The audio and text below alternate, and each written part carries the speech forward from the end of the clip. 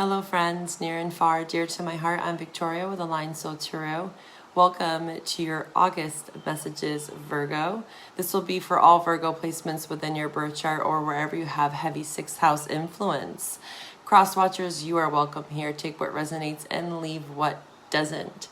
If you're new to your placements in your chart, or say you want to go deeper into your natal chart or relationship chart readings, just know that I offer one-on-one personalized birth chart readings, and you get a 2 full question tarot spread. Check out my website for all of my services. I have some awesome discounts right now, preparing us for eclipses in September and October, right in time for your season. So we're going to kind of go over August. Again, you get a bonus reading. That's the way I set up my readings, is that you might be the last, but you're the first for your birthday month. So be prepared for your bonus reading next week. We're not in Leo season anymore, but we're still feeling this 8 symbology, right? We had the Sirius alignment, July and August, the 8-8, right? And then the Strength card represents the 8 years. So it's really bleeding out into all the months. This is about, again, our fears and our limitations, and befriending the beast, right? Getting to know our shadows, getting to know our 8th house and where that is in your chart as well. I also symbolize the Hermit card, which is your major arcana with this 8th house. Although it is the 9th of the major arcana, for me personally, it just represents going within the cave, right? Finding some inner wisdom, what's hidden, right? So this is very much resonating with your major arcana. On my Patreon, I'm going to be going deeper into some series to prepare us for these eclipses. Next week, I'm going to be doing a pick a pile reading. And then, of course, post-eclipse. And for the rest of the next coming months, I'll be doing a lot of extra supportive content on Patreon. So join me there. The link is below. Let's dive into what is coming for you. Hi Virgo, and welcome to this space. Thank you for trusting in me. Thank you for joining me here. If you're new to my channel, thank you for your support. Hit that like button, drop a comment with your placements, and make sure to hit the bell to stay up to date for when I post. Again, I'm doing a North Node series here on YouTube over the next coming weeks, and on my Patreon, like I said, I'm going to be doing a lot of extra supportive content. You also have access to all the love extended readings, and you get 20% off all my private services. So if you want to get a reading with me, that's also an extra bonus. So Virgo, August, of course, Leo takes the spotlight, right? But you were in there too. You had this trickle effect of your energy with Venus and Mercury in your sign. So we're going to mainly highlight that predominantly. And whenever you find this, just know it's meant to find you. So even if it is labeled August, that doesn't necessarily matter, right? Time and energy is very fluid within tarot and astrology. Although I might be talking about certain dates in astrology, of course there is an impact, but doesn't mean that we're necessarily going to feel that impact right away, right? We're creatures of habit, as I should say, and sometimes it takes a little bit of time with all this retrograde energy to really fully understand or comprehend what's going on energetically, okay? So give yourself some grace. But this Venus in Virgo, Mercury in Virgo, is a very happy place, especially Mercury in Virgo. It's exalted. That's your ruling planet. So although Mercury was retrograde, it's not all doom and gloom. This drama that happens here in the tarot and spiritual community sometimes, and even with the 8-8 portal, really the true alignment is in July, and it's interchanging. The stars are always kind of moving and shifting. It's not always aligned on that day, but there is still the significance of the 8 year, right? And it's important with July and August to get more clear. We tend to have a lot of this retrograde energy during this time every year. So this is just a time of getting clear with any retrograde, right? The beauty in the delay, right? What is it teaching me, rather than playing the victim or playing small?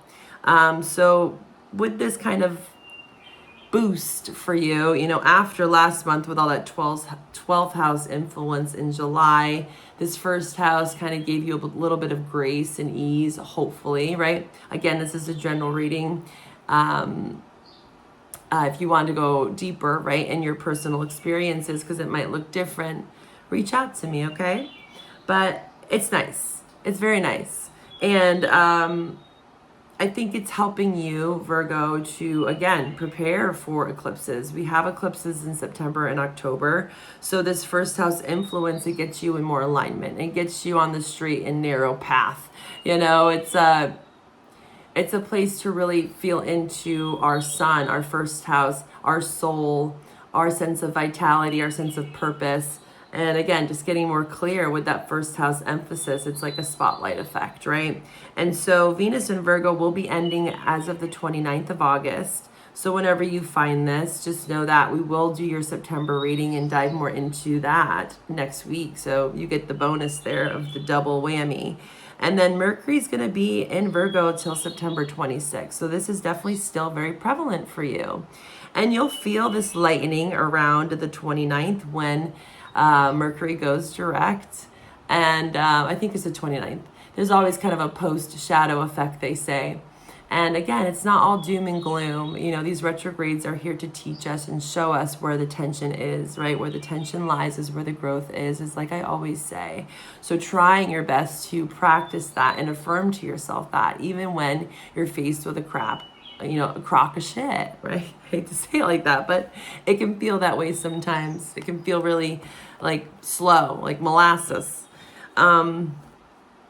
And I got some words for you. So now I'm doing just a couple minutes before I start your reading of just seeing what words want to come up. Songs, words, symbols, whatever. And for you, I got These Dreams by Heart. And I kind of glanced over the lyrics, and I'll definitely link the song below. There's a lot of power in the lyrics. You might like the song, you might not, okay? But it's more about the lyrics, okay? And there was Shed Some Light in the Darkness for Me. So there is about this shedding the light, the hermit, right, that holds that light, the light bearer. So there's this connection there with that song. Again, the Hermit Major Arcana is being influenced, and we're going to dive more into that in the September readings. And then also dreams, these dreams. So as Venus goes into Libra, it's going to go into your second house. So this is about a sense of security. So preparing yourself for that, like emotional security, and shedding some light on the places where maybe you can provide a sense of security or like nesting for yourself. And then I got practicality and technicality, which, you know, Virgo does best. There could be some technical things, some tinkering, some fine tuning. And I know this was also a message you had, I think in July, where it was like fine tuning a radio. So I'm feeling like you're still kind of dialing something in here. And then, of course, Virgo it represents purification. It is the only zodiac that represents the feminine. If you didn't know that, well, now you know. It's the house of purification. It's the harvest. You know, September is when, you know, we reap the rewards of our harvest. And that might look different. And the way I look at it is really, how are you applying your Saturn lessons, right? Saturn and Pluto predominantly. So the 6-month transit reading that I have on my website will help you kind of see the relationship that you have currently with Saturn and Pluto, so that you can actually tend to these seeds, right? Tending to this harvest as you prepare again for eclipses. And this is your solar return month. So there's a lot of just life review in general. And then bearing fruit, right? Fertility, all these kinds of things that you think about with Virgo, we're kind of buzzing as we're in Virgo season. So let's get into it, shall we? Let's see if there's any connections there. There sometimes is, sometimes there isn't. We're going to pull from the Animal Oracle to start off your reading. Again, thank you for being here with me. Hit that like button.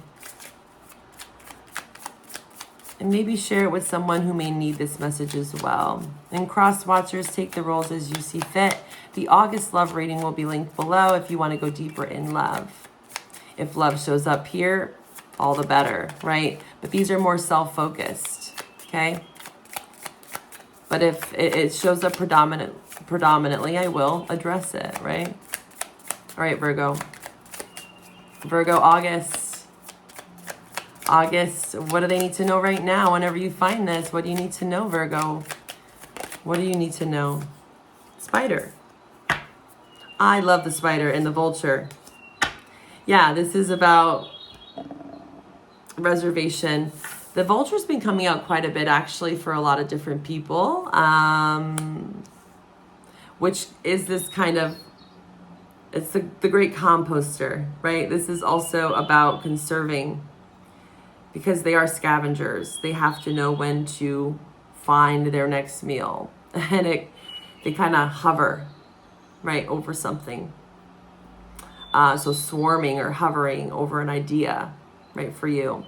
And the vulture, again, is the great composter. So this is about cleaning space, clearing out space, making space in your life, and planning. Spider. The detail, that's you.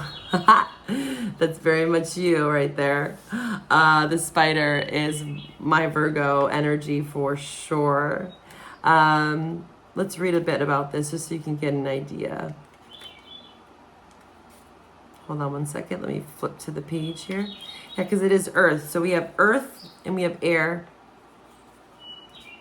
Any of the birds that show up are about messages. So a messenger of sorts. And this can be intuitively internalized or externalized from someone else around you. But there is something about communication. And of course, Mercury is your ruling planet. It's been retrograde, so a lot of birds have been showing up naturally. There's just different ways that these different birds communicate. And with the vulture, compared to like the owl, which was more spiritual, in our dreams we get these messages, right? The vulture is more of this hovering effect. So it's more like a delayed response or delayed gratification in a way. It's not as instantaneously given, this message. It kind of hovers above you, right? So there could be this kind of internalized process of maybe, again, trying to communicate or thinking about communication, conflict resolution. But it's, again, this planning, right? Strategizing with the spider. Time as well, okay? It's not very impulsive here. So the spider, let's read about it real quick. Just get a couple keywords for you. You're showing up here. You know, all of us are learning these lessons in September about the power of the mundane, right? I think of chop wood in my wisdom of the oracle, and we'll pull from that. It's just like when we're thinking about manifestation and really getting to our goals, our 10th house, our big vision in life, our dreams or aspiration, especially your dreams, right? With that song, it takes planning, it takes discipline, it takes work, 6th house, responsibility. You know, there's this whole woo-woo idea in the community of like manifestation and, oh, things are just going to be gifted. And it's like, no, that's not the way life works. And that's not the way manifestation works. It takes very much discipline, Saturn again, and also Virgo. So the 6th and the 10th house is where we really find that discipline in our chart. If you have 6th or 10th house in your chart, naturally as a Virgo, you have this 6th house flavor, but you could see maybe where you have other aspects to 6th house and 10th house in your natal chart that will help you. This is the creator of prosperity through life's work. So again, your life's work, 10th house. Be appreciative. And this is a very prosperous energy. When it's out of balance, it's saying to practice with creativity. When I think of the spider as well, I think about how, we so easily want to sweep away these beautiful webs that they weave, and they just get right back at it. It's just encoded in their DNA, and they just start building again. So there's something about being very resilient with the spider as well. All right, let's see how this connects in with the tarot. This is let me actually give this a shuffle. Virgo, what do we have for the Virgo collective? Virgo. Let's tap in and tune into your energies. Let's see what the tarot has for you for August. Or again, whenever you find this Virgo's energy, what do they need to know right now? Show me the truth and nothing but the truth. Ancestors, guides, allies.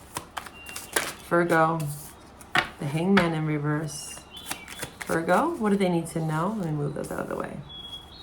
Virgo, that one wanted to come out, okay. The Empress in reverse. We got two major arcanas here. Virgo, what do they need to know, Virgo? Please show me the truth for my Virgos. Virgo. Okay, here we go. We have Pisces, Libra, Taurus, Pisces twice here, and then we have Leo. Temperance on the bottom. King of Wands. You could have strong fire, Sag in your chart, or again, dealing with a Sagittarius, male or female, doesn't matter. We'll see. There is the Three of Pentacles here, King of Cups. So we have two masculines here, and we have a Three of Cups. Interesting. You could have felt like there was not a return on investments in some way. Seven of Pentacles, Three of Pentacles. Feeling like your hard work was not bearing fruit, like we talked about earlier. And then now you are having to create a plan. You're trying to think about new ways to maybe build abundance, finances within your work career, especially, or again, just in relationships in general. What is bringing you happiness, right? Nine of Cups in reverse. You know, something doesn't feel satisfied, or it's lacking growth here. It's lacking growth. And again, this is kind of that delayed energy. It's not instant gratification. It's looking like here, especially with the Temperance in reverse and the King of Cups to the King of Wands. It's like not letting pride or ego get in the way. Again, these are self-focused, but you get to choose the roles. If you see a presence of an energy that you know resonates with someone else, then go with that, okay? But this is general, and I want to provide more self-focused readings. So don't take it personal when I'm talking about you, because this is what it's meant, right? It all starts with self, Virgo. So there is some lesson around tempering one's emotions, you know, emotional manipulation, anger, aggression with the Temperance in reverse, because this is lacking patience. This is all about being virtuous, trusting in your spirit team, in some sort of higher calling, right? If you believe in divine timing, right? Especially with retrogrades, there's a lot of, again, delays. Things are not meant to line up when you might think they are. And there's a message strongly, which I might actually title your reading, about instant gratification, because that's kind of this pairing of the Empress in reverse with the Nine of Cups, is because the Empress represents growth, fertility as well. This is that Venusian energy, Libra, Taurus. And then the Nine of Cups is wish fulfillment. But the Nine of Cups in reverse is very selfish, you know? And so there could be someone around you that you feel there's just not a lot of growth. There's not a lot of happiness. You feel like there's stagnancy with the Hanged One. Maybe there's moodiness or temperamental energy around you or within you, okay? Maybe specifically around friend groups, Three of Cups. Social engagements. I see this King of Wands looking at this Three of Cups. So this could also talk about reunion with a fire sign, or wanting to reunite in some way or celebrate with someone. They could be a water sign, again, Taurus, Libra, Pisces, Leo, Sag. But it doesn't have to be any of those signs. Missed opportunities potentially here. In the past, Six of Cups in reverse, Ace of Wands, Four of Cups in reverse. So this is about, again, there's an offer here. There's an offer here in the Ace of Wands, potentially around a past person, but you're like, I don't know if I want to even reunite with this person, because maybe there's a lack of consistency, growth, happiness, emotional manipulation to some extent. Things don't feel balanced. And it's like asking you to remember that this hanged position, right, delays, are necessary to become enlightened, right? To seek clarity. We can't get things all at once. And that's that spider. It takes time, planning, progress. It takes hovering or hoovering over an idea, vulture. And knowing again what needs to go with the vulture. Again, cleaning house. So you might be feeling like you have to clean house with certain people around you. Friends, family with the Three of Cups. Could be anything. Knight of Cups there on the bottom. Yeah, a little bit of unfocused, scattered energy around finances here. I'm seeing.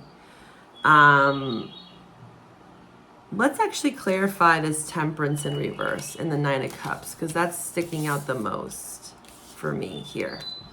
Again, you got this King of Cups and King of Wands. You could be dealing with two different people, or you yourself could be a masculine or feminine that has water and fire in their chart. I want to clarify this. Let's see. No, I'm going to pull from this Light Seers. Why is this? So the Temperance, again, I wanted to say, in the Mercury retrograde series, which the playlist is linked below, the new moon in Leo, I did that at the beginning of the month. You can watch that reading there. The Temperance card came out for like 10 out of 12 of the zodiac signs. So it was a very strong message, of course, of patience. And, you know, again, the strongest message is connecting with spirit. 1 foot on land, 1 foot in water.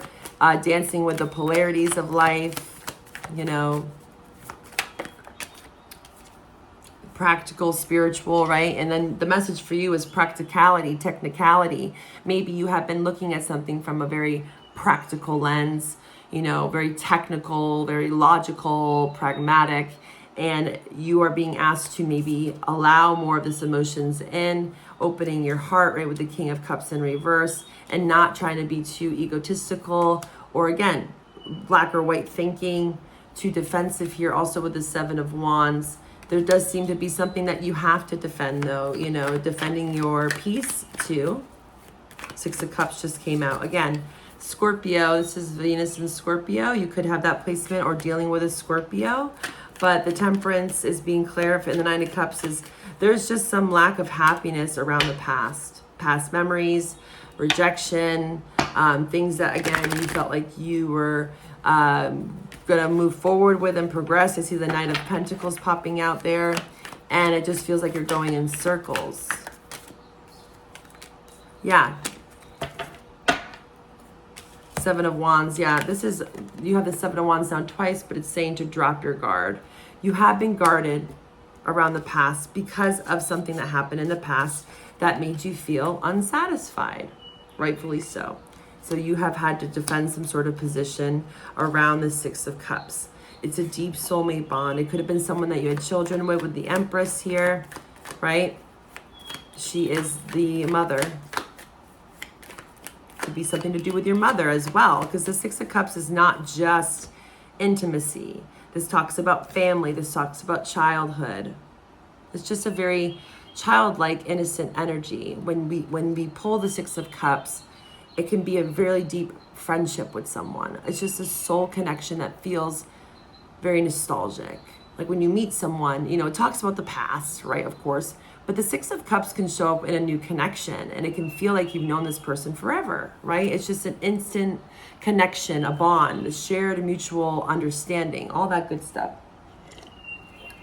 You know, when you say, like, I feel like I've known you forever, but I just met you kind of vibe. So that could be the case here too. But it could be someone from 6 years ago, your childhood, your family, your mother, your father, siblings. But I do see here, again, Temperance, 9 of Pentacles, something that was, again, unbalanced, unfulfilling. You felt someone was being angry, or there's aggression, or selfishness, prudence. And it's like, that's, especially with the 4 of Pentacles, it's like opening up again.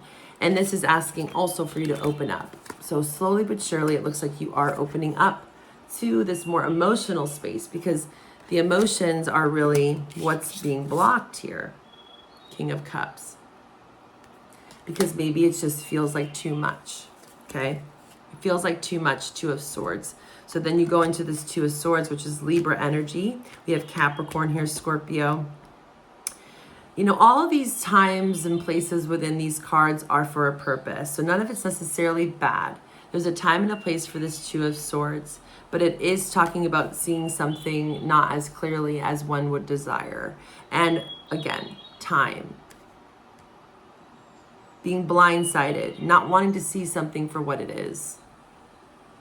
But also in the Rider-Waite deck, I want to show you is that, you know, the depiction of the water, it's very calm in the Two of Swords. So it does represent like a moment of pause and reflection that's necessary. It is kind of this Mercury retrograde energy too, right? The Two of Swords.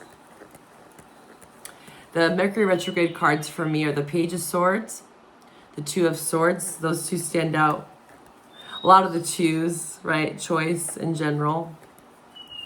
But yeah, and Temperance. So Temperance, Two of Swords, and Page of Swords are my Mercury retrograde cards.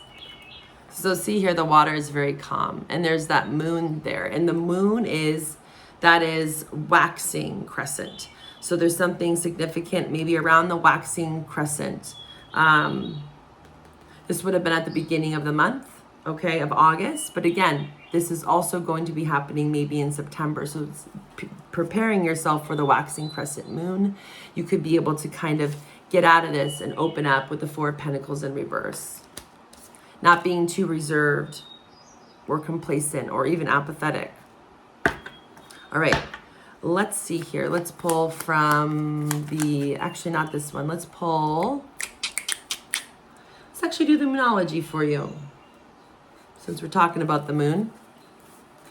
The waxing crescent, look it up. You could have a moon in Libra or any Libra placements as well. Again, strong Leo, Capricorn, Libra, Sag, Pisces showing up here in all the fire signs. Aries, Leo especially with the Seven of Wands and the King of Wands.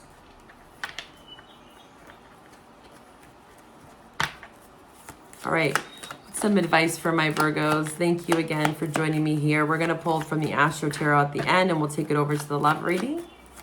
Advice for Virgo. There it is. An end of a tough cycle approaches. Yeah. I see that here. I see you, again, dropping your guard. You have the Seven of Wands twice, right?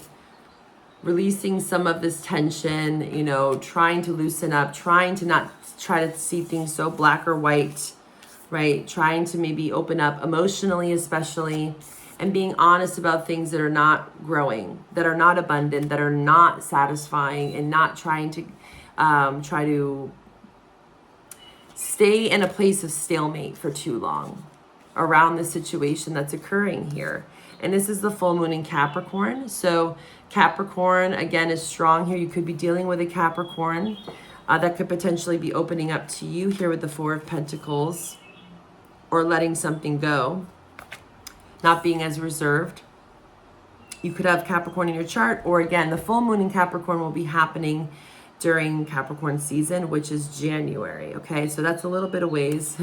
But let's see here. We'll pull from the Astro Tarot to see what signs you could potentially be dealing with in love, in relationship. For Virgo, what signs could they be dealing with in love? What signs is Virgo dealing with in love? Please show me the truth for Virgo in love, in partnership. Love and partnership for, whoa, wow. Saturn, Capricorn. Again, your Saturn placements are really going to help you plan, like I said in the beginning of the reading, looking into your Saturn and Pluto placements. And that's transit reading will really get you clear unless you already know how to look that information up. But I give a 2-question tarot spread with all my readings. Aquarius, strong Aquarius here. Saturn and Aquarius. What else? What other signs can Virgo be dealing with? In relationship and love? Signs that Virgo's dealing with, please show me. They could have their Saturn in Aquarius, or you could. Signs that Virgo's dealing with in love. Please show me the truth. moon. So this could be Cancer or Pisces for me as a reader, or they could have an Aquarius moon. We also have air signs, Gemini, Libra, Aquarius. We did see a strong significance of Libra. Okay, so any of these signs you could be dealing with, okay? We're going to take this over to the love reading. It's going to be linked below. I hope to find you there if this is where we part. Bye for now, Virgo.